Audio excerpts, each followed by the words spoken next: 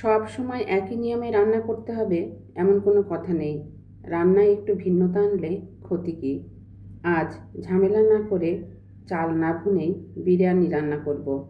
এজন্য ফুটন্ত গরম পানিতে সব রকম গোটা মশলা, বাটা মশলা, ঘি, লিকুইড দুধ, পরিমাণ মতো লবণ দিয়ে ফুটে উঠলেই পোলাওয়ের চাল দিয়ে দিয়েছি। এ পর্যায়ে দিয়েছি স্বাদের জন্য লবণ। চালটা ভালোভাবে নেড়ে দিয়েছি, ঢেকে রান্না করেছি। আর এদিকে পাশের চুলাতে চলছে বিরিয়ানির জন্য মাংস কষানো। বিরিয়ানির জন্য মাংসটা ভালোভাবে কষিয়ে রান্না করে নিতে হবে। এই কষানোতেই বিরিয়ানির আসল স্বাদ।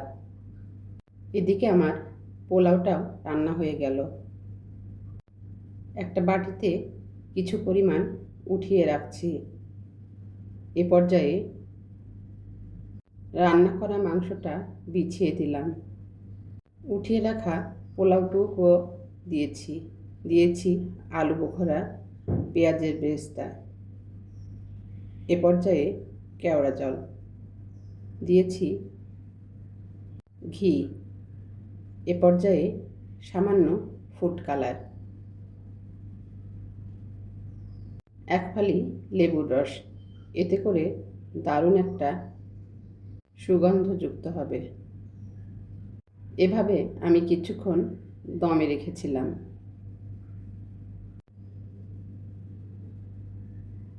বিরিয়ানিটা আমি উল্টে পাল্টে দিচ্ছি। এখন পরিবেশনের পালা। আসলে আমার কাছে ভালো খাবার রান্নার প্রতিটা মুহূর্ত সুন্দর করে তা সবার সামনে পরিবেশন করা আর নিজের প্রতিদিনের কাজটা মন থেকে যত্ন দিয়ে করার আনন্দই আলাদা। এগুলো শুধু রান্নায় নয়, এগুলো আসলে জীবনকে ভালোবাসার এক একটি সুন্দর মুহূর্ত। গরম গরম বিরিয়ানি দিয়ে একদম জমিয়ে খাওয়া দাওয়া শেষ করলাম। ভালো খাওয়া দাওয়ার পর এরকম একটা ঠান্ডা ড্রিঙ্কস খেলে যে কি দারুণ লাগে। গ্লাসে বেশ অনেকগুলো বরফের টুকরো দিলাম, সাথে দুটো লেবু স্লাইস। জাস্ট অসাধারণ এক কম্বিনেশন। চমৎকার এই আবহাওয়া আর হাতে ঠান্ডা গ্লাস। এখন শুধু আয়েশ করে খাওয়ার পালা। তো আজকের মতো বিদায় নেবার পালা। আবার দেখা হবে নতুন কোনো রান্না নিয়ে, নতুন কোনো দিন।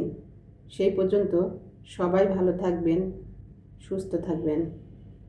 আর সবসময়ই বলি, নিজের যত্ন নেবেন। আর আমার আজকের এই আয়োজনটা ভালো লাগলো কি না অবশ্যই জানাবেন।